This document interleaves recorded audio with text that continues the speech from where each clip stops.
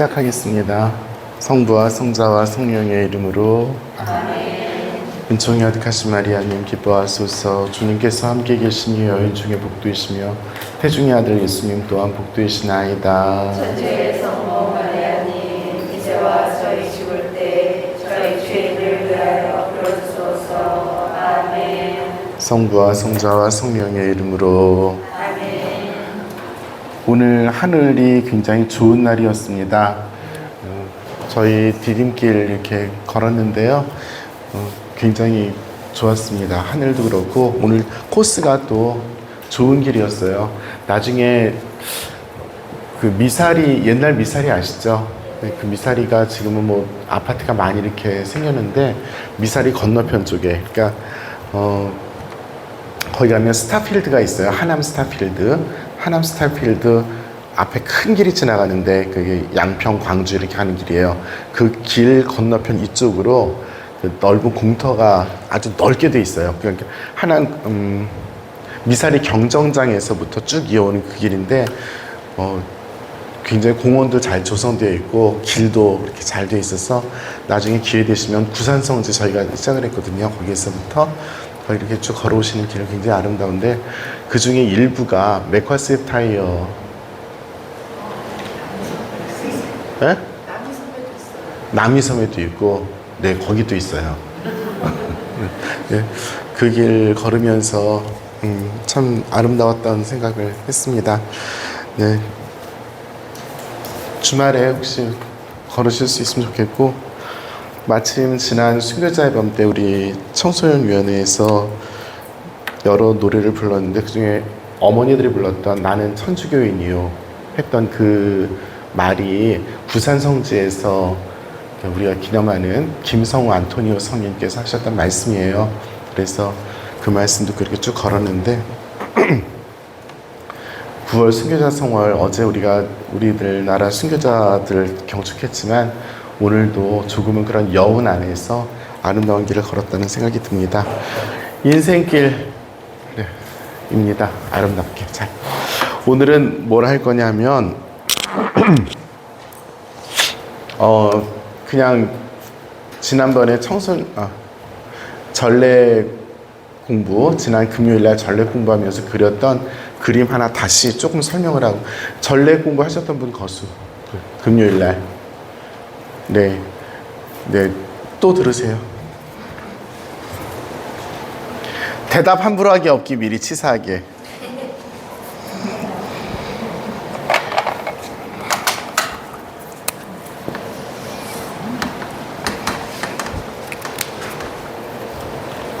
뭐 같아요?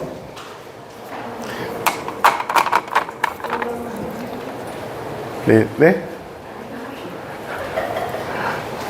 저는 나름대로 1년을 그려놓은 거예요, 이게. 네, 우리 전래력에서 1년을 기억을 하도록 하겠습니다. 아주 단순화시켜서 말씀을 드릴 거예요. 우리가 예수님의 생일을 중심으로 해서 1년을 전래 주년으로 해서 이렇게 전래 주기로 살아가요. 그래서 1년을 살다 보면 우리가 무슨 시기 이렇게 있죠. 적어도 오늘 그거는 기억하고 지나가도록 하겠습니다. 우리가 예수님의 생애 중에서 가장 중요한 순간, 우리들의 구원과 직결된 순간이 어느 순간이에요? 당연히 부활이죠. 제 목소리 들리시죠? 네.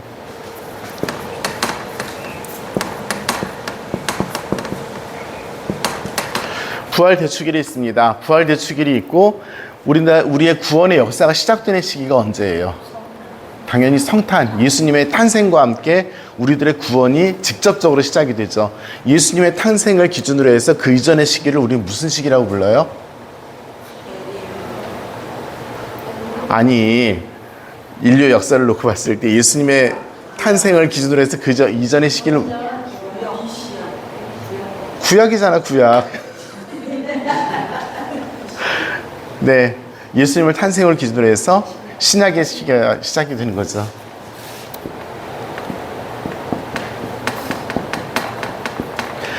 자, 이렇게 부활과 성탄이 우리들에게서 가장 중요한 두 개의 대축일로 우리가 지내고 있는 날이죠. 그런데 이 둘 중에서 가장 중요한 게 뭐겠어요? 네. 하지만 이 성탄이 없이는 부활이 없죠. 그래서 조금 어려운 이야기일 수 있겠는데 신학을 하면서 부활부터 시작을 할 건가 성탄으로 시작을 할 건가는 굉장히 중요한 차이가 나요. 그래서 이 신학 두 가지를 우리가 무슨 신학 이렇게 여러 가지 단어로 표현을 합니다. 어쨌든 간에 신학을 공부할 때 예수 그리스도를 놓고 시작을 할 수밖에 없기 때문에 예수 그리스도의 어떤 장면, 어떤 순간, 어떤 면을 중심으로 출발점으로 해서 그 신학을 할 것인가, 또 어떤 점을 완성점으로 해서 그 신학을 할 것인가는 굉장히 큰 차이가 나요. 그래서 어쨌든 간에 이 부활로 시작을 할 것이니까 아니면 성탄으로 시작할 것인가, 즉 파스카 신비로 시작할 것인가, 강생의 신비로 시작할 것인가는 굉장히 큰 차이가 있습니다. 네, 참고하시기 바라고요.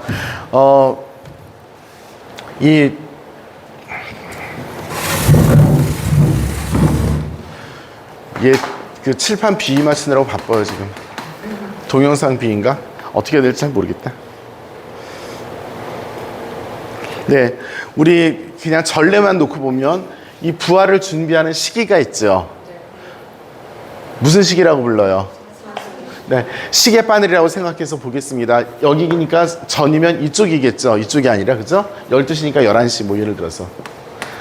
요 기간이 사순시기죠. 사순시기는 모두 며칠이에요? 40일의 시간입니다. 그런데 실제로는 우리가 며칠을 지내느냐면 46일을 지내요. 이유는 이 주일은 항상 부활 대축일입니다. 주일은 어느 주일이든지 항상 주님의 날, 부활하신 날이에요. 그래서 주일은 무조건 예수님의 부활축일이에요. 그래서 예수님의 그 사순 시기에 안에 이 6일을 계산을 하지 않습니다. 그러다 보니 이 날이 부활 대축일이 주일이죠. 역산을 해서 올라가다 보니까 여기가 무슨 요일이 되냐면 무슨 요일이 돼요? 수요일이죠. 그 수요일을 우리가 뭐라고 부르냐면 제2수요일이라고 부릅니다. 왜냐하면 죄를 머리에 얹으니까 그렇죠. 그러면서 우리가 회개를 시작을 하고 회개의 시간을 시작을 하게 되는 거죠. 자, 옛날에 초대교회에서는 당연히 이렇게 40일 동안이나 미리 예수님의 부활을 준비할 수 없었어요. 그래서 뭐 3일, 일주일, 열흘 막 이런 식으로 늘어나다 보니까 이제 40일이 됐지만 처음에 박해 시대에는 뭐 바빴죠. 그냥 전에 모여서 잠깐 기도하고 부활 대축일 지내기도 바쁜 그런 시기들이 있었지만 교회가 점점 자리를 잡고 또 성장해 나가다 보니까 이런 시기들이 이제 생기게 된 거죠. 어쨌든 이렇게 40일의 시간을 지내게 되는데 왜 40인가? 40이라는 숫자는 무엇인가를 준비하는, 성경에 보면 준비하는 시간이죠. 가장 대표적인 거 두 가지가 있죠. 첫 번째가 뭐예요? 광야에서, 그렇죠? 시나이에서 40년 동안 이스라엘 사람들이 준비를 해서 이스라엘 땅으로 들어가게 되는 또 한 가지 대표적인 것은 예수님의, 그렇죠? 광야에서의 시기.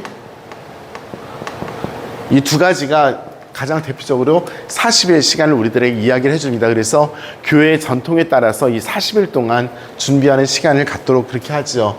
자, 그렇게 40일 동안 준비해서 부활 대축일을 거룩하게 지내는데 부활 대축일 중에서 정말 중요한 요 3일이 있어요. 이걸 뭐라고 부르냐면 파스카 성삼일이라고 부릅니다. 파스카가 우리가 다 알고 있는 이야기죠. 거르고 지나가는 예수님의 구원이 직접적으로 이루어지는, 그래서 최후의 만찬부터 기도하시고 잡히시고 밤새 고문 받으시고 그 신문 받으시고 그 다음날 속전속결로 재판이 이루어지죠. 그래서 그 재판에 따라서 그 다음날 오전에 사형선고를 받고 처형이 시작되어서 오후에 돌아가시는, 그리고 오후에 돌아가셔서 그날 밤에 장례를 치르는, 그리고 토요일 하루를 지내고 주일날 가보니 어떤 일이 벌어져요? 277쪽 보세요. 교리서.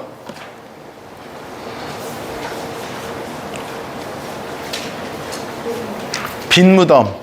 예수님께서 부활하셨다는 증거는 딱 한 가지입니다. 무덤이 비어 있습니다.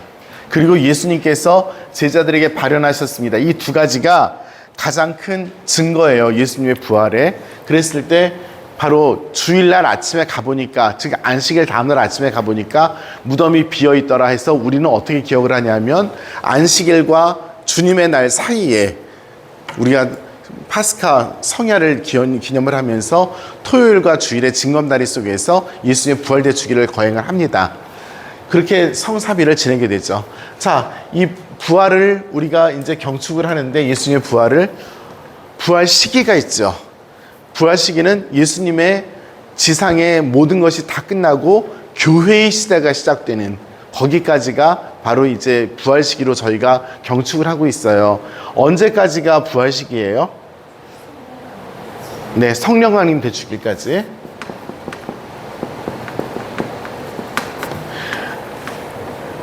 성경 어디에 나와요? 성령 강림이. 이건 외워주면 좋은데. 사도행전 몇 장에 나와요?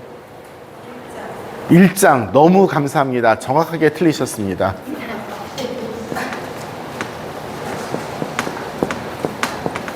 또 뒤적거린다, 치사하게. 네, 사도행전 2장에. 네. 사도행전 1장에도 굉장히 중요한 얘기가 나와요. 자, 어떤 얘기가 나오느냐. 예수님께서 승천하신 이야기가 나와요. 그 승천하신 것은 예수님께서 며칠 만에, 부활하신 뒤 며칠 만에 승천하셨대요? 40일. 이 40일 동안 예수님이 쎄쎄쎄 하시다 40일째 되는 날 승천하셨다고 어디에 써 있어요? 그게 사도행전 1장에 써 있어요. 사도행전 1장 제가 기억하기로 4절입니다. 찾아보실래요? 4절 니은일 것 같습니다. 3절이에요? 네네네. 3절입니다. 3절. 3절 하나 둘 셋 넷. 네. 그러면서 40일 나오는 니은이에요. 니은. 우리 기억 니은 뭔지 아시죠? 몇 장 기억 몇 장 니은. 문장이 끝났을 때 기억. 그 다음에 문장이 시작되면 두 번째 문장에 니은 이렇게 표현해요. 그래서 그 3절에 보면 어쩌고저쩌고 했습니다. 그런 다음에 40일 동안 제자들과 함께 쎄쎄쎄 하셨습니다. 라고 니은에 나오는 거죠. 그죠? 그래서 1장 3절 니은에 나와요. 다른 나라 말로는 ABC로 표현하는데 우리나라에서는 기억, 니은, 디귿으로 표현을 합니다. 자, 그래서 예수님께서 승천하시고 다시 성령 강림까지 우리가 9일 기도 50일째 되는 날, 뭐 우리 숫자상으로는 40일 40일 하는데 날짜로 역산을 하다 보니 9일이 됐어요. 어쨌든 간에 오순절에 예수님께서 성령을 보내십니다. 이 9일 기도가 우리 교회 9일 기도라고 말씀드렸고요. 자, 그래서 오순절에 성령 강림이 이루어지는 것이 사도행전 2장에 나오게 되죠. 그 성경에 보면 제목 써 있을 거예요. 성령 강림이라고. 네. 자, 이렇게 해서 부활을 준비로 해서 전후로 해서 사순식이, 부활 뒤로 해서 부활식이 50일. 이렇게 우리가 46일과 50일을 여기 써 있구나. 50일을 이렇게 지냅니다. 자, 성탄 시기가 있어요. 성탄 대축일이 있어요. 성탄 대축일은 몇 월 며칠이에요? 12월 25일이죠. 이것은 우리가 날짜로 정해놨어요. 부활대축일은 몇 월 며칠이에요? 해마다 다르죠. 부활대축일을 계산하는 방법은 어떻게 해요? 이스라엘 사람들의 파스카 축제를 기억을 하는 거죠. 그런데 우리가 쉽게, 그러니까 이스라엘 사람들의 파스카 축제는 언제 지냈냐면 니산달 보름이 지난 안식일이죠. 다시 말하면 니산달은 음력 2월이에요. 2월 음력으로 2월 보름이 지난 다음 안식일입니다. 우리는 이거 복잡하니까 추분이 지난 다음 안식일 다음 날 이렇게 계산을 해요. 같은 날이에요. 어저께가 추분이어가지고 제가 가을바람 들었습니다. 네, 봄바람입니다. 그래서 이것을 기준으로 해서 계산을 해요. 올해 부활대축일이 몇 월 며칠이었어요? 네, 4월 며칠이었고요. 내년 부활대축일이 몇 월 며칠이래요? 네, 그날이에요. 네. 그래서 이렇게 바뀌지만 성탄 대축일은 고정적으로 12월 25일이죠. 왜 12월 25일인가는 우리가 잘 알고 있듯이 로마 제국에서 태양신 축제가 있었어요. 태양신 축제는 언제 지내냐면 동지 다음 날. 왜냐하면 동지에는 해가 제일 작아지지만 그 다음 날부터는 해가 커지니까. 그래서 태양신 축제를 지내는데 동지가 몇 월 며칠이래요?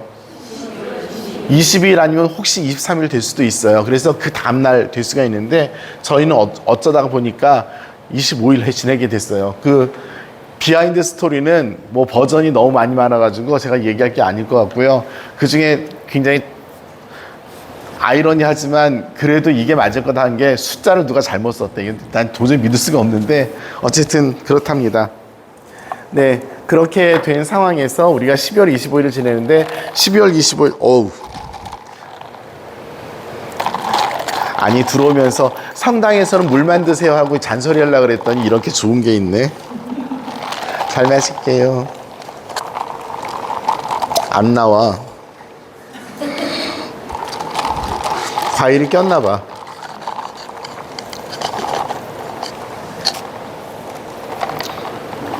이게 알갱이가 잘 끼나 봐. 감사해요. 자, 12월 25일이 성탄 대축일이고요. 성탄 대축일 전에 우리가 준비하는 기간이 있죠. 여러 가지 그 전례적인 어떤 선택과 준비 과정을 겪으면서 모두 4번의 주일을 지내도록 했습니다. 12월 24일이 주일이면 어떻게 해요? 그날도 껴줘요? 안 껴줘요? 12월 24일이 주일이면 그날 성야미사를 지내야 되잖아. 그럼 그날을 주일로 쳐요? 그래서 주일로 쳐서 대림 4주로 쳐요? 아니면 대림 4주를 그 전주에 하고 12월 24일은 특별한 날이니까 빼요? 네, 12월 24일도 주일로 대림 4번째 주일로 지내게 되죠. 4번의 주일을 지냅니다. 그러다 보니 대림 시기를 시작하는 이 준비를 시작하는 날이 해마다 바뀔 수밖에 없겠죠. 그래서 대림 첫 번째 주일은 12월 24일에 빨리 계산해서 12월 24일이 주일이면 대림 첫 번째 주일이 몇 월 며칠이에요?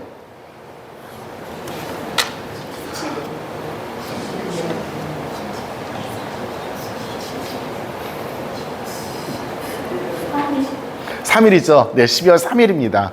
12월 3일이에요. 그죠? 네. 12월 24일이 왜? 아이씨, 이런 걸 내가 틀릴까봐. 너무들 한다, 진짜. 제 얘기를 하려. 아유. 그럼 있잖아. 내가 친절하게 물어보지 않고, 저 다르게 물어볼게. 대림식이 제일 길면 몇 월 며칠에 대림 첫 번째 주일이 시작할 수 있어요? 시작, 계산. 친절하게 물어보려고 그랬더니 친절하게 물어볼 수가 없어.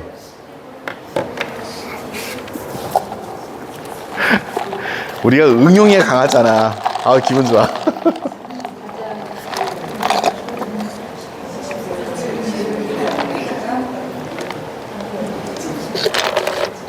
참고로 12월 24일이 월요일이면 제일 길겠지. 그쵸? 계산해봐. 그러면 이제 다 가르쳐줬어.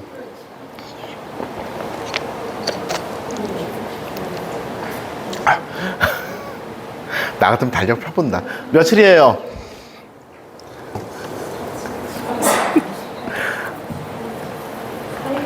어?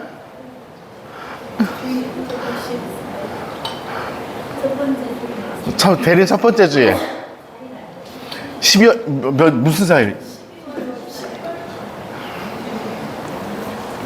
우리가 이게 한계야.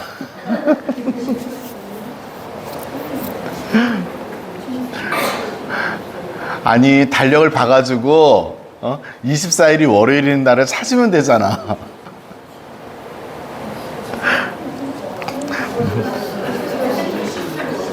어? 24일이 월요일이면 23일이 주일이잖아. 그쵸? 23일이 저희 4번째 주일이 되려면 6일, 그죠?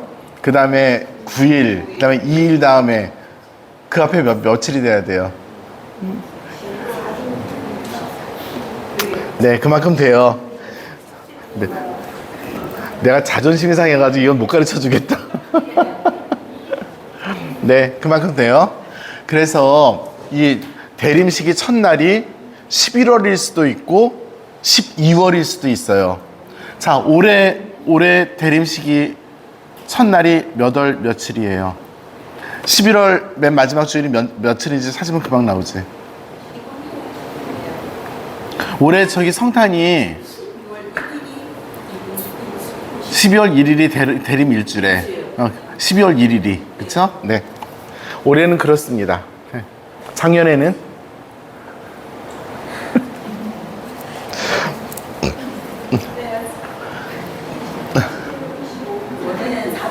12월 3일.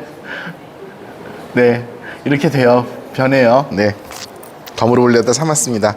자, 어쨌든 네 번의 주일을 지내게 돼 있어요. 그래서 이 대림 첫 번째 주일이 전례력상으로는 한 해의 시작이에요. 왜냐하면 예수님의 구원 기대로부터 즉 구약을 총망라하는 시기를 지내고 그리고 구세사가 시작되는 예수님의 성탄을 맞이하게 되죠. 그리고 성탄의 기쁨 안에서 우리 교회는 뭐든지 어떤 큰 축제가 있으면 8일간 축제를 지내죠. 그 8일간 축제는 이날부터 그 다음 주일까지죠. 그래서 주일, 그죠? 그러면 8일이 되죠. 그래서 이 8일 기간이 있습니다. 성탄 기간도 당연히 8일 축제가 있죠. 8일 축제가 있는데 성탄 시기를 우리가 정할 때 성탄 시기의 마지막 날이 언제예요? 네, 주님 세례 주길. 가만있어요. 대답하지 말라 그랬잖아. 저 사기꾼 저 씨. 미리 공부하고 치사하게 아는 척하기 없기. 코 길어짐. 자, 주님 세례 주길이에요. 주님 세례 주길은 또한 연중 일주일 기능도 해요. 연중 주일이 아니에요. 성탄식에 속해 있어요. 주님 세례 주길은. 하지만 이날이 연중 첫 번째 주일 기능도 해요. 그래서 주님 세례 주길이 지난 다음 주일은 연중 두 번째 주일이에요. 네, 그렇습니다. 주님 세례 주길이 있는데 주님 세례 주길은 언제냐면 예수님의 성탄 시기 8일 축제를 지내고 8일 축제와 무관하게 성탄 다음 주일을 우리가 뭐로 지내요? 스페인 말로 해줄게. 사그라다 파밀리아. 네, 성가정 축일입니다. 와우, 멋있어요. 그날이 언제일까요? 는 26일도 주일이면 사그라다 파밀리아가 성가정 축일이 될 수 있는 거죠. 그렇죠? 성탄이 지난 그 다음 주일이니까. 그래서 이게 이제 유동적으로 바뀌어요. 자, 성가정 축일을 지내고 또 하나 정말 중요한 축일이 있어요. 예수님의 축일 중에서 정말 중요한 축일. 네? 공연대 축일입니다. 네. 공연대 축일은 원래 몇 월 며칠이냐면 1월 6일입니다.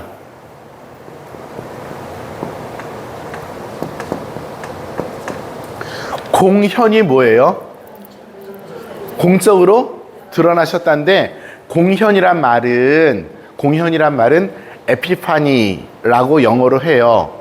그리스 말 에피파니아가 그대로 번역이 된 건데 이 말의 원뜻은 공적으로 드러남이 아니라 신현입니다. 하느님께서 드러나심.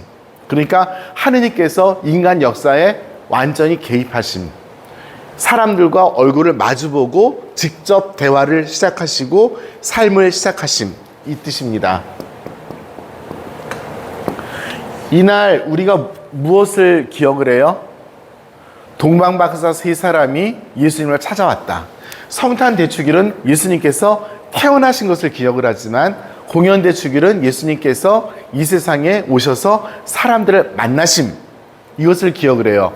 그런데 일부라고 하기는 조금 많은 동방 정교회에서는 예수님의 성탄이 뭐가 중요하냐, 사람이 쌀이 되셨다 이게 중요하냐, 아니면 인간 역사에 들어오셨다 이게 중요하냐라고 해서 공연 대축일을 성탄 축일로 지내는 일부 교회들이 있어요. 동방 정교회.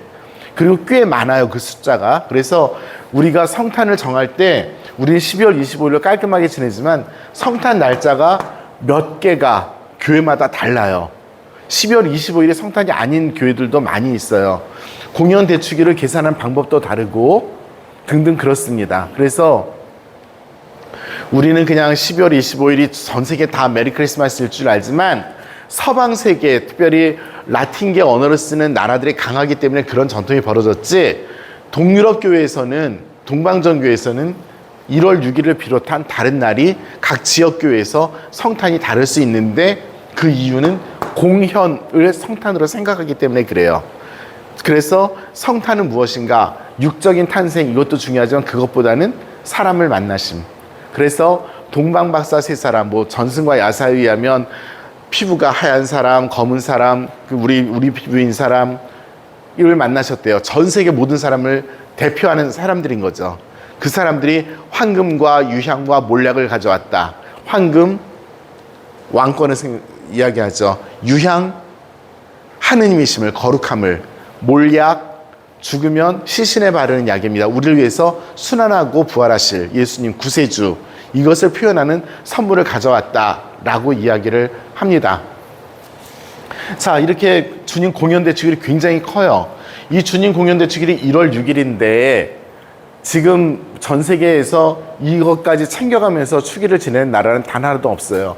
이 승천 대축일도 우리들에겐 대축일인데 이 40일 계산하면 이날이 무슨 요일이냐면 목요일이에요. 목요일날 대축일을 지내면 신자들이 못 오잖아. 그러면 이때 어떻게 해요? 경축 이동을 해서 가까운 주일로 바꾸어서 지내게 됩니다. 공연 대축일은 우리가 무시할 수 없어요. 그래서 신자들의 선익을 위해서 이것도 경축 이동을 해서 예수님의 성가정 축일 다음 주일날 지내게 돼요. 그렇지만 우리가 1월 6일이 원래 날인 것을 기억을 합시다. 1월 6일날 그냥 공연 대축일을 국경일로 지내는 나라가 다 있다가 다 싹 없어지고 그 전통이 남아있는 게 독일어권에서 지금 남아있고요. 바티칸에서는 아직도 1월 6일이 공연 대축일이고 그렇습니다. 그리고 나서 그 다음 주일이 주님 세례 축일로 이제 연중시기가 시작될 텐데, 주님 세례 축일이 제일 늦게 있으면 몇 월 며칠에 있을까요?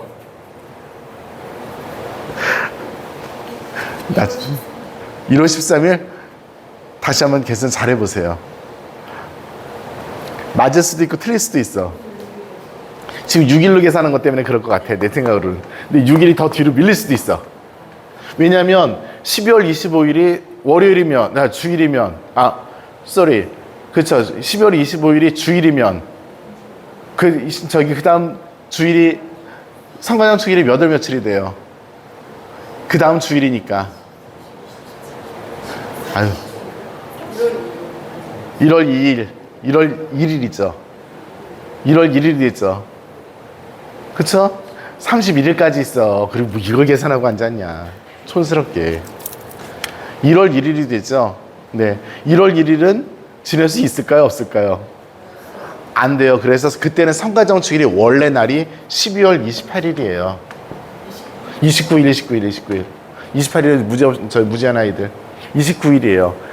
자, 그런가 하면 이제 공연 축일도 지내야 되잖아. 그죠?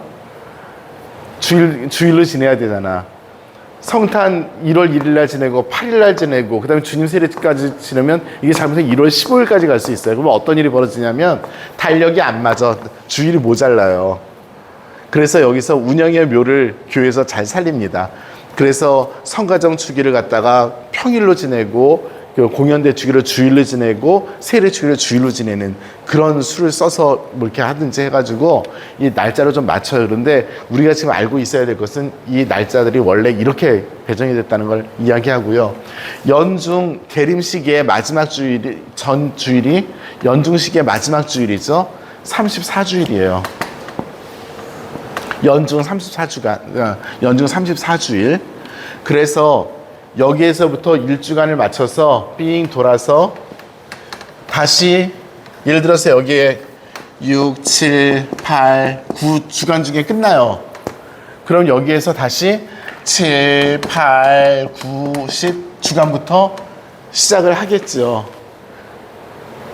그런데 연중 시기 주일이 모자랄 수 있어요. 그럼 여기에서 하나를 빼고 시작을 해요. 그래서 여기서 예를 들어서 연중 6주간에 끝났는데 여기에서는 연중 8주간에 시작할 수가 있어요. 그렇게 해서 날짜를 좀 맞춥니다. 그래서 이거 전례를 계산하는 것은 교황청에서 일률적으로 계산을 해서 전 세계에 다 공표를 해서 100년치가 이미 100년치 이상이자 아니지. 벌써 다 세말까지 다 나와 있기는 한데 어쨌든 이 계산하는 메커니즘은 이렇습니다.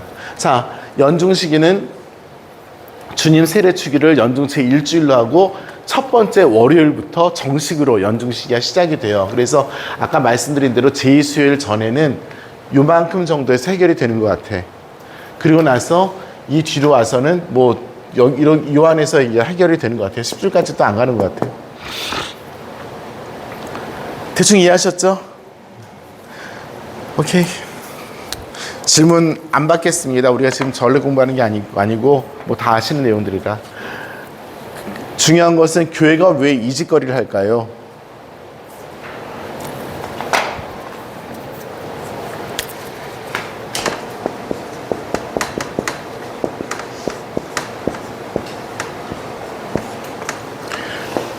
우리들의 삶에서 그냥 일상생활하는 시간들이 있는가 하면 축제를 지내는 시간이 있어요. 일상생활은 우리가 살아가는 거죠. 축제는 무엇이냐면 일상을 통합해서 표현하는 것이 축제입니다. 우리 축제한다 그러면 예를 들어서 명태 축제한다 그러면 맨날 명태 먹잖아요. 그런데 우리가 그날 모여서 명태를 갖다가 다시 한번 생각하고 명태의 중요성을 생각하고 명태의 삶을 생각하고 명태가 지금 전 세계에서 어떻게 분포되어 있는지도 생각하고 대한민국에서 명태가 안 잡히는 그 슬픈 상황도 생각하고 이런 것들이 축제이잖아요. 그냥 명태를 먹고 사는 그게 아니잖아. 우리들 일상에서 6일 동안을 정말 죽어라고 살고 나서 주일 미사를 통해서 하느님 제가 이렇게 살았습니다. 이번 주간 이랬습니다. 앞으로 더 이렇게 살고 싶습니다. 이런 얘기를 하는 것이 축제인 거죠.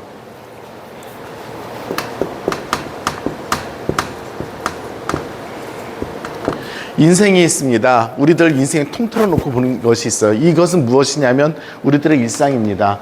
그것은 어떻게 변화가 될 것이냐면 영원함이 될 겁니다. 그것이 축제인 거죠. 전례는 무엇이냐? 바로 이것을 기념하는 것이 전례예요. 이것을 통해서 이것을 기념하는 것이 전례입니다. 그래서 연중시기를 살고 이 중요한 순간들을 살아가면서 우리가 연중시기의 평소를 열심히 살지만 축제를 통해서 우리들이 가지고 있는 근본적인 신비를 이야기하는 것이 바로 전례이고, 그래서 교회가 이런 주기를 통해서 우리가 매번 치열하게 살 수는 없어요. 그리고 매번 똑같은 생각을 하면서 살 수는 없어요. 다른 생각과 다른 어떤 인스피레이션을 주면서 어떤 영적인 새로움들과 신선함들을 통해서 활기 있게 한 해를 살아가도록 배려한 것이 이 시기입니다. 그런데 그냥 어떤 인간적인 기준으로 한 것이 아니라 부활과 성탄이라는 큰 잣대를 놓고 이야기를 한 거예요. 이것이 1년의 우리들의 삶입니다. 지울게요.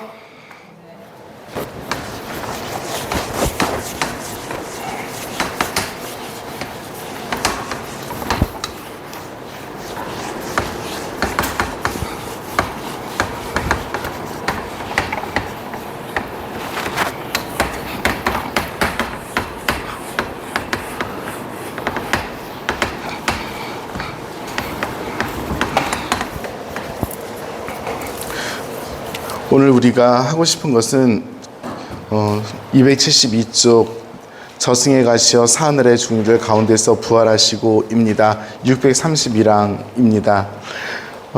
저승에 가셨다는 이야기는 우리가 신앙 고백에서 하고 있고요. 저승이 도대체 뭔가 이것부터 알아야 되겠죠. 죽은 이들의 세계, 그것이 저승이죠. 그걸 이스라엘 말로 쉐올이라고 표현합니다. 633항 보세요. 633항 273쪽 제가 읽을게요. 돌아가신 그리스도께서 내려가신 죽은 자들의 거처를 성서는 저승이나 쉐올이라고 하는데,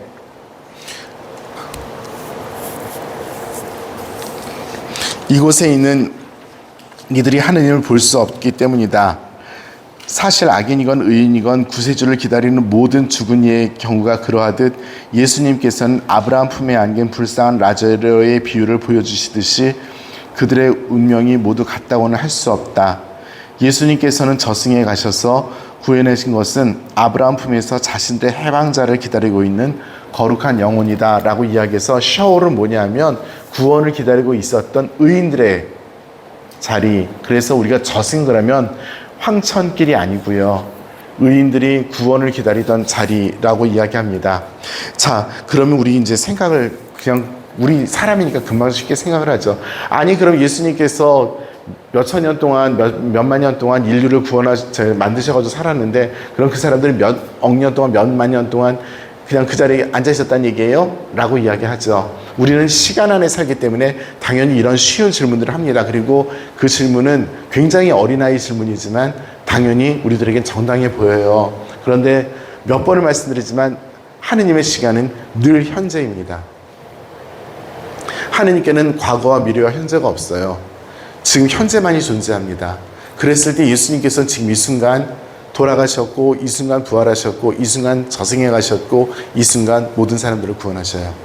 이거는 어떻게 제가 더 이상 말로 표현할 수도 없고 설명할 수도 없는 하나님의 공시성입니다. 그분은 영원의 시간 안에 살아가요. 그 영원이라는 것은 모든 것이 다 현재인 시간입니다. 그래서 우리들은 기다린다는 어떤 인간의 시간으로서 표현을 하지만 그분에게는 현재이고요, 그분의 시간 안에 들어간 죽은 사람들에게 있어서 그 모든 것들은 또다시 우리들이 알지 못하는 현재입니다. 더 이상 저에게 이거의 시간에 대해서 묻지 마세요. 설명하기 너무 힘들어. 그냥 느끼세요. 안 느껴지면 몰라, 나도 더 이상. 그런 의미. 네, 선생님.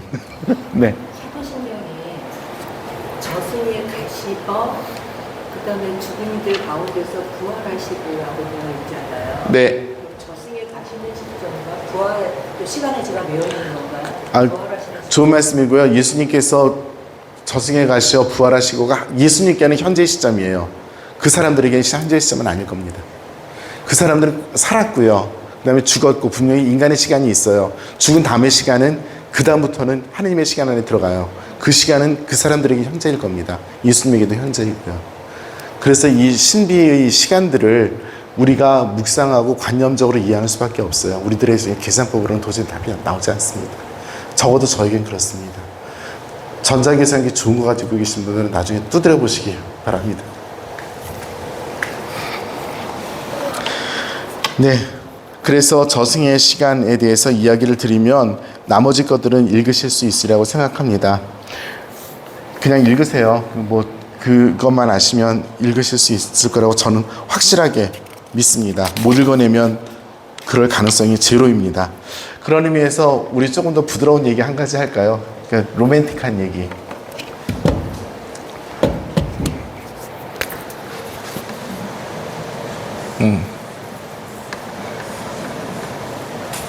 What's this?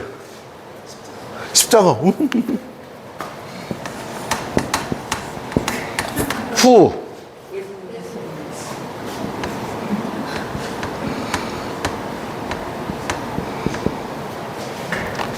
뭐예요? 크게 그려줄게. 이게 뚫려 있는 거야. 해골 정답. 아, 이걸 안 그렸구나.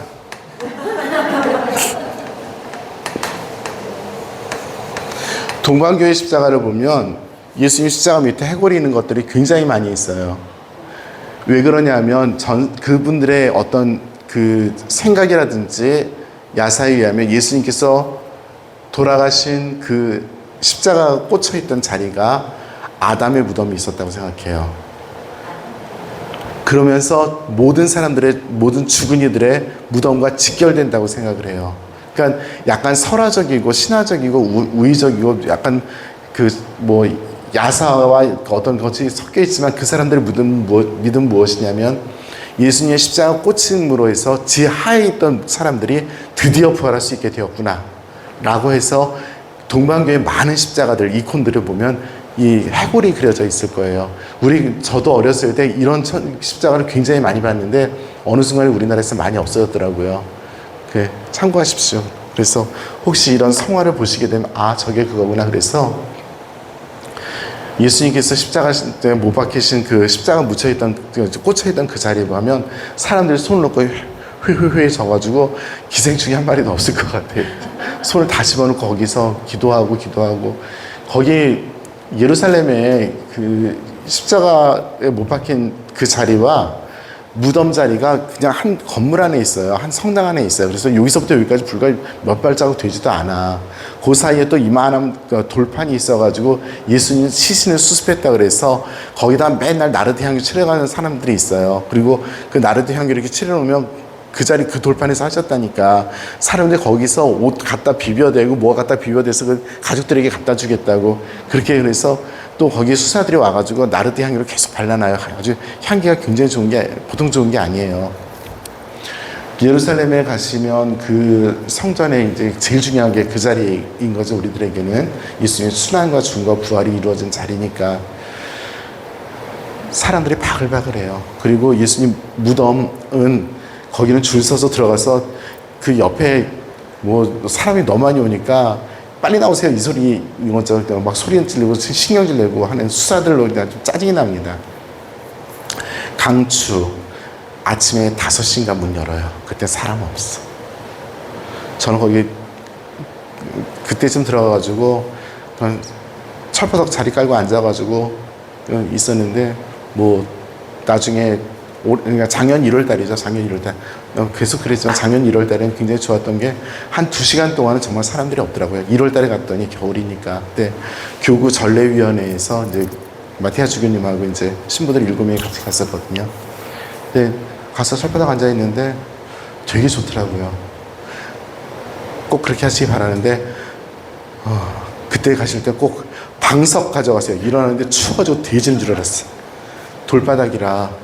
상당히 어쨌든 근데 예수님의 자리를 기념하는 방식이 굉장히 이렇게 어떻게 보면 약간 기복신앙 같은 것도 있지만 사실 어떻게 보면 우리 모두 다 일정한 형태로 기복신앙적인 모습들이 있잖아요.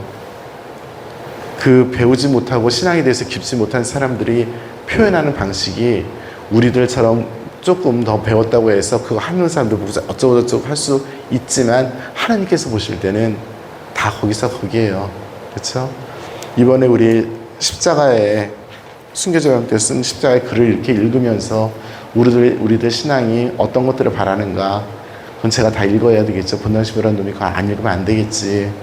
근데 그 내용들 보시면 아시겠지만 그 나르드 향유를 바른 그 예수님의 시신을 닦은 염한 그 자리에서 옷에다가 그 나르드 향유 묻혀가려고 하는 사람들이랑 우리랑 큰 차이가 없어요. 우리도 주님께 청하는 게 뭐예요? 정말 주님 이 세상을 구원하셔서 이 기도를 먼저 하는가 아니면 우리 가족들 이걸 하는가? 네, 예수님께서 저승에 가시어 모든 사람을 구원하셨답니다. 그래서 우리들이 바치는 모든 기도는 정당해요.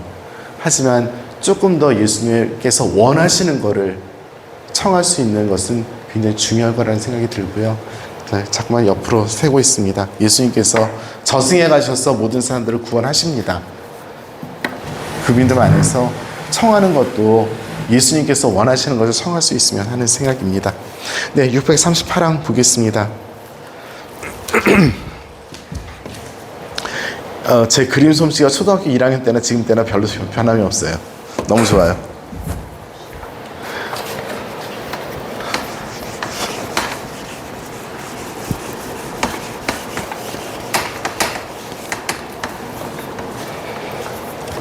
사한날에 죽은 이들 가운데서 부활하셨다라고 해서 639항 이것은 역사적이며 역사를 초월하는 사건이다라고 해서 예수님께서 부활하신 것은 전대미문의 이야기이고 단순하게 그것이 놀라운 기적이라는 현상만이 아니라 이것을 통해서 구원이 이루어졌다는 전대미문의 사건이다라고 해서 역사적이며 즉 실제로 일어났으며 역사를 초월하는 모든 사람들의 삶을 넘어서서 이끌어가는 그 사건이고 유일한 사건이라는 것을 이야기합니다.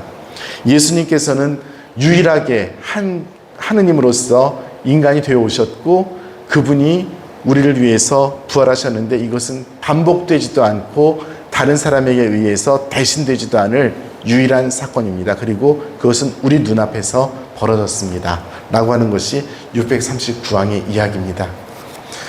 그 부활의 증거는, 직접 증거는 예수님께서 부활하시는 장면을 본 사람은 없어요. 하지만 예수님께서 부활하신 것을 본 사람이 있습니다. 그래서 그것을 두 가지로 이야기해요. 빈 무덤과 부활하신 분의 발현을 본 사람들의 이야기입니다. 처음에 예수님께서 부활하신 것을 확인한 것은 갔더니 무덤이 비어있더라, 이 사건이에요. 그래서 빈 무덤은 굉장히 중요합니다. 그 640항에 보면 밑에서 640항에 밑에서 하나, 둘, 셋, 넷, 다섯 번째 줄 발견하고 보고 믿었다 라고 이야기합니다. 보고 믿었습니다. 아니, 지금 예수님께서 안 계셔요. 그런데 예수님께서 안 계시는 그 빈 무덤을 보고 믿었습니다. 무엇을 믿었냐면 예수님께서 부활하셨습니다. 이게 잠깐만 옆으로 세서 미안한데 오늘 디딤길이라는 걸 갔다 왔다고 말씀드렸잖아요. 근데 오늘 어떤 분이 가방을 메고 왔는데 이게 우리 성당에서 천연성체 때 나눠줬던 가방이라네. 시퍼러축축한 가방. 혹시 보신 적 있어요? 저기 주일학교 애들 가방이래요. 파란색으로 되어 있는데 굉장히 가방이 좋더라고요. 근데 거기에 영어로 써 있었어. Saw and believed. 보고 믿었다. 그래서 참 하느님께서 데자뷰예요. 뭐 이런 걸 다 이렇게 또 반복시켜 주시나. 주일학교 아이들 가방이 군청색이었는데 그렇게 써 있더라고요. 영어로 보고 믿었다 이렇게 써 있더라고요. 바로 그것이 우리들의 가장 중요한 신앙이었던 거죠. 이것을 보고 믿은 사람들이 누구냐? 막달라 여자 마리아, 그 다음에 두 제자입니다. 부활의 첫 증인은 누군가 하면 막달라 여자 마리아입니다. 그리고 열심히 뛰어간, 그 이야기를 듣고 열심히 뛰어간 사도들이 바로 우리들에게 이 신앙을 전해 주었습니다. 보고 믿었습니다. 자, 부활하신 분의 발현 이야기가 나옵니다. 거기에 주인공들이 한 명씩 나오고 있는데 뭐 성경에 다 나오는 분들이고 아는 이야기들이니까 어떤 분들이 출연하셨는지만 확인하도록 하겠습니다. 631항에는 어떤 분이 출연하시냐면 막달라 여자 마리아입니다. 줄여서 뭐라고 부르면 막달레나라고 부릅니다. 막달라의라는 뜻입니다. 막달레나가. 프랑스 말로 뭐라 그래요? 모르기만 해봐 그냥. 맞췄으니까 크게 얘기해봐. 마들렌입니다. 열심히 먹지? 먹는 거야. 마들렌입니다. 네, 막달레나. 네, 642항에 등장하는 주인공은 누구냐면 모든 사도들, 특히 베드로입니다. 조금 더 읽을게요. 이 부분은 부활날 아침에 시작된 새로운 세대의 건설에 참여한다. 그들은 부활하신 분들의 증인, 이분들이 사도들입니다. 부활하신 분의 증인으로서 교회의 주춧돌이 되었습니다. 네, 이런 부활하신 분들의 이야기 우리가 여기저기서 발견을 하고 있습니다. 뭐 저희 조그만 글씨로 되어 있는 설명들은 생략하겠습니다. 왜냐하면은 뭐 그냥 이것들은 교리가 아니라 교리에 대한 설명들인데요. 그냥 읽어보시면 될 것 같아요. 자, 645항. 그러면 부활하신 분의 육체는 어떤 것이냐, 어떠한 육체를 가지셨는가. 여기는 인성이라고 표현을 했는데요. 사실은 육체에 대한 설명입니다. 부활하신 예수님께서는 645항입니다. 부활하신 예수님께서는 제자들이 당신을 만지게 하시고, 만질 수 있다는 거예요? 없다는 거예요? 있다는 거죠. 그리고 식사를 같이 하셨대요. 그러니까 당신이 세상에서 사셨을 때와 똑같은 육신이라는 것을 이야기합니다. 그리고 그 육신 안에는 당신이 살았던 모든 흔적들이 나와 있습니다. 그런데 280쪽 두 번째 보셔요.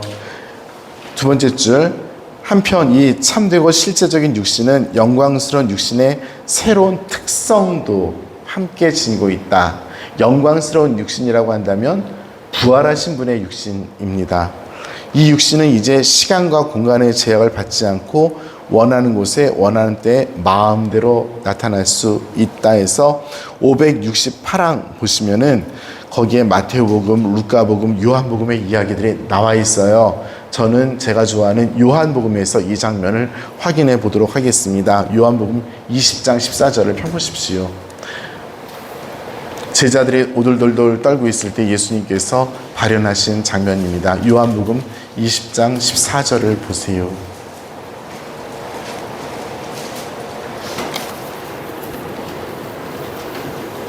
거기에 보시면 제자들이 모두 떨면서 문을 닫아 걸고 있었는데 예수님께서 나타나시어 라고 표현되어 있어야 마땅합니다. 맞아요? 아니에요? 아니면 찾아야지. 이게 14절이에요. 네. 19절. 19절부터요. 난 19절이. 네, 19절. 네, 19절입니다. 죄송합니다. 문을 모두 잠가놓고 있었다. 그런데 예수님께서 나타나시어입니다. 제가 원했던 데는 여기였습니다. 문이 잠겨 있는데 예수님의 육신이 그냥 들어오신 거예요. 어떻게 들어왔을까? 그 영화에서 본 장면들 상상하지 마세요. 들어오셨습니다. 완전한 상태로. 그리고 그분은 그 시간에 속해 있었던 거죠. 하지만 영원의 시간에 속해 있습니다. 왜냐하면 가서 갈릴리아로 가거라 라고 말씀하시면서 나는 아직 거기를 가지 않았다 라고 말씀하시지만 갈릴리아에 가서 또 만나시죠. 제자들을. 시간과 공간의 제약을 받지 않으시는 모습들을 이야기합니다. 그 육신은 왜 그러냐면 자유로운 육신이기 때문에 그렇습니다. 그 육신은 하느님다운 육신이기 때문에 그래요. 이제 그 육신을 가진 사람은 하느님과 직접적인 관계를 맺을 수 있는 그런 사람이 됩니다. 라는 뜻도 됩니다. 자, 646항은 그 전에 예수님께서 부활시키신 사람들의 육신과 그 사람들의 육신은 다 썩었잖아요. 죽어서 나중에 예수님의 육신과의 비교를 하고 있습니다. 그냥 그 사람들은 정상적인 삶을 다시 얻게 된 치유된 차원에서의 부활이고 예수님의 부활은 영원한 차원에서의 부활이라는 것을 차이를 이야기하고 있는 것이 646항입니다. 네, 647항 부활이 초월적인 사건이라 그러는데 우리가 이건 다시 설명하지 않아도 그렇게 다 알고 있는 이야기니까 그냥 지나가도록 하겠습니다. 자, 그러면 부활은 어떤 것인가? 삼위일체의 신비 안에서 바라보는 순간입니다. 자, 누가 부활했어요? 예수님께서 부활하셨습니다. 예수님께서 혼자 부활하셨대요?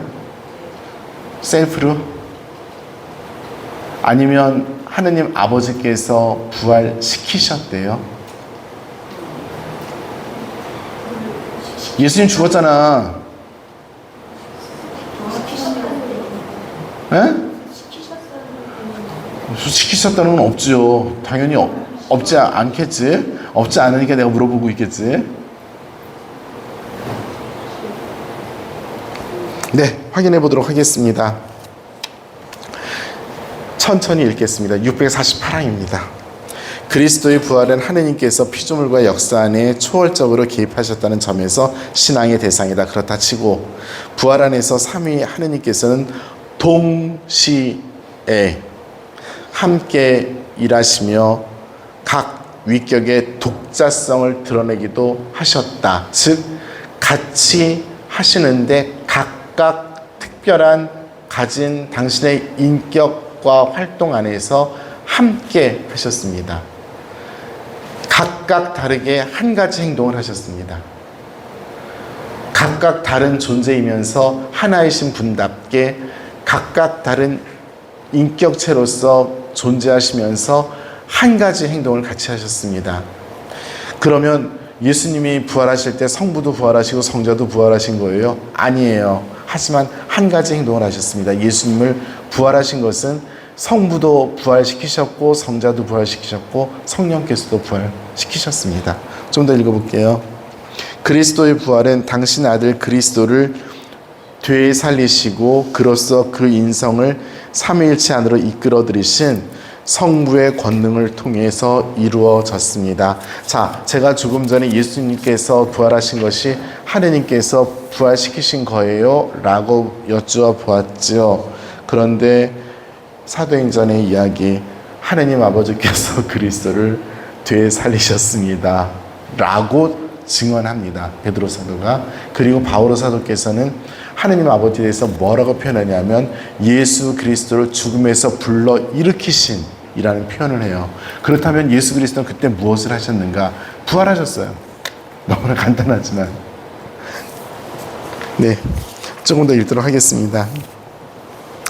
282쪽 첫 번째 줄입니다. 예수님께서는 거룩한 인성으로 말하면 죽은 자들 가운데서 부활하심으로써 하느님의 권능을 나타내시어 하느님의 아들로 결정적으로 계시되십니다. 바오로 사도는 성령의 활동을 통해서 예수님의 죽은 인성을 되살리시고 그분을 주님의 영광스러운 상태로 부르신 하느님의 권능이 드러난다고 강조합니다. 예수님께서 부활하셨습니다. 하느님 아버지께서 부활시키셨고요. 예수님은 부활하셨는데 삼위일체의 신비 안에서 하셨습니다. 각각 다른 행동을 했다고 생각을 하는데 부활이라는 것을 함께 하셨습니다. 그러니까 결론적으로 성부는 다른 거하고 성자는 다른 거하고 성령은 다른 거 하지 않았어요. 우리 계속 이렇게 질문할 거예요. 그런데 한 가지 행동을 하셨습니다. 우리 교회가 알 수 있는 단어로 언어로 하는 최대의 설명이 이것입니다. 네, 성자께서는 당신의 신적 능력으로 부활하셨습니다. 예수님께서는 사람의 아들이 많은 고난을 당하고 죽었다가 부활할, 동사 부활하되 수동태가 아니라 능동태입니다. 부활은 자기가 부활하는 거예요. 예수님께서. 하느님 아버지께서 불러일으키셨는데 동시에 당신께서 부활하십니다. 그래서 능동태라고 강조를 합니다. 예고하십니다. 또 다른 곳에서는 이렇게 분명히 말씀하십니다. 어쩌고저쩌고 어쩌고저쩌고. 그래서 테살로니가 신자들에게 보내신 편지, 우리는 예수님께서 죽으셨다가 다시 살아나신 것을, 살아남을 당하신 것이 아니라 살아나신 것을 믿습니다. 라고 이야기합니다. 교부들은 그리스도의 신적 위격에서부터 부활을 관상합니다. 이 위격은 죽음에서 분리된 그리스도의 영혼과 육신이 결합된 채로 남아 있습니다. 이거 되게 어려운 얘기인데요. 죽음은 무엇이냐면 사람을 가지고 있던 육신과 영혼을 분리시키는 것이 죽음입니다. 그러니까 우리가 죽었을 때 우리들의 영혼은 우리들의 육신을 떠납니다. 남아있는 것은 그냥 육신일 뿐이에요. 우리는 새로운 세상에서 예수님께서와 같이 새로운 육신을 얻게 될 겁니다. 그 육신은 지금에 매여있지 않은 시간과 공간을 초월하는, 이상하게 영화를 너무 많이 본 거기서 나온 그런 육신이 아니에요. 하느님과 직접적인 관계를 맺을 수 있는 육신이라는 뜻입니다. 그 육신을 얻게 될 것이고요. 죽음이라는 것은 우리 그리스도교 신자들의 눈에서 보면 영혼과 육신의 분리, 다시 이루어질 수 없는, 의학적인 표현으로 하면 불가역적인 분리가 곧 죽음입니다. 영혼과 육신의. 하지만 예수님께서 당하신 죽음은 분리가 되지 않은 죽음입니다. 그러면 가사 상태냐, 좀비냐, 또 우리가 알고 있는 단어들은 그런 거죠. 네, 그런 것이 아니고 영혼과 육신이 분리되지 않은, 죽을 수 없는 분이기 때문에, 그렇죠? 영원하신 분이 어떻게 죽을 수 있어요? 그분으로 남아있는 죽음입니다. 어렵죠? 네, 어려우세요. 저도 어려워요. 우리가 하나님의 신비를 꿰뚫어내는 것이 신학입니다. 오늘은 어쩔 수 없이 우리 교리이지만 이 교리가 신학을 담고 있을 수밖에 없는 부분이에요. 왜냐하면 이것은 하나님의 신비의 영역이지 우리가 검증할 수 있는 영역이 아니기 때문에 그렇습니다. 그래서 우리 교회는 이것 때문에 몇천 년 동안을 고민해왔고 설명하려고 노력을 해왔고, 왜냐하면 신앙은 분명히 그것이니까, 왜냐하면 그 신앙이라는 것이 도저히 그럴 수밖에 없는 진리이니까, 거기를 갖다가 우리가 최대한 인간의 이성과 최대한 인간의 양심으로 해석하고 설명하려고 노력하는 것이 신학인데요. 우리들의 한계는 그렇습니다. 왜냐하면 우리는 인간이기 때문에 그렇습니다. 그러니까 신문이 설명이 안 돼요. 어떻게 그게 그럴 수 있어요? 나도 몰라. 왜냐하면 그건 신비 영역이기 때문에. 에이, 모르는구나. 네, 몰라요. 하지만 모르는 거 아니에요. 그죠? 우리들 안에 말씀하시는 하나님의 지혜 안에서 우리는 이것을 알아들을 수 있습니다. 그냥 물리과학적인 설명이 아니기 때문에 그렇습니다.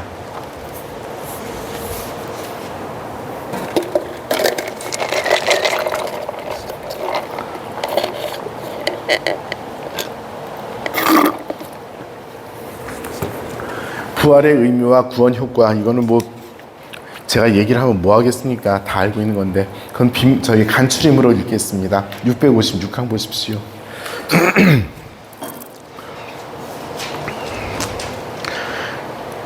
부활신앙은 부활하신 분을 실제로 만난 제자들이 역사적으로 증언한 사건과 그리스도의 인성이 하느님의 영광 안에 들어간다는 신비적이고 초월적인 사건을 그 대상으로 한다라고 이야기합니다.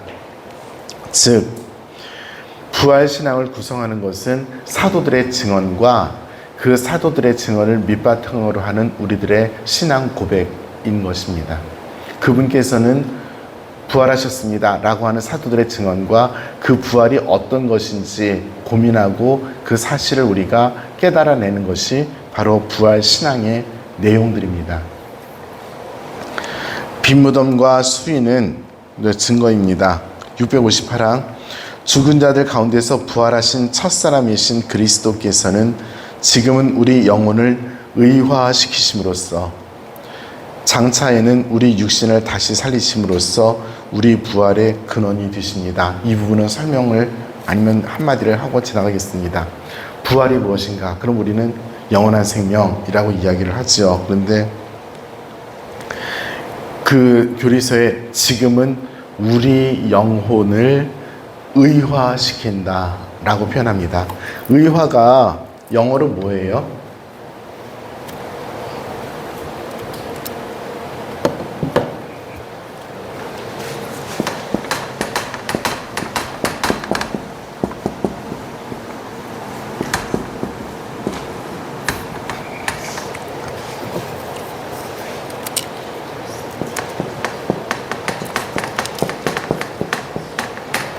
justice라는 단어 다 아시죠? 정의입니다.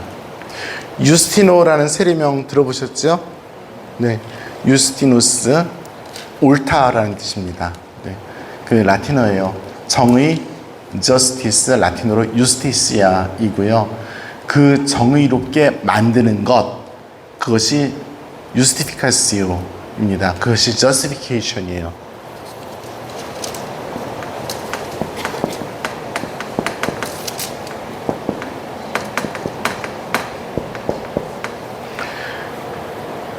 옳을 의자를 씁니다. 그래서 의화라고 할 때 justification을 씁니다. 그렇다면 옳은 것이 무엇이냐? 옳은 게 뭐예요? 우리를 옳게 만든다. 무슨 뜻입니까? 그냥 저기 사회적인 표현으로 하겠습니다. 정의가 뭐예요? 정의. justice가 무엇입니까? 네? 올바른 것. 그렇죠. 올바른 것이에요. 그렇죠. 그 올바른 것을 표현하는 여러 가지 단어들이 있어요. 그 중에 분배정의라는 것이 있습니다. 분배정의. 정의도 여러 가지 차원이 있는데 분배정의가 있어요. 그 분배정의는 뭐냐면 그 사람의 몫을 그 사람에게 주는 것. 이게 정의입니다. 지금 사회적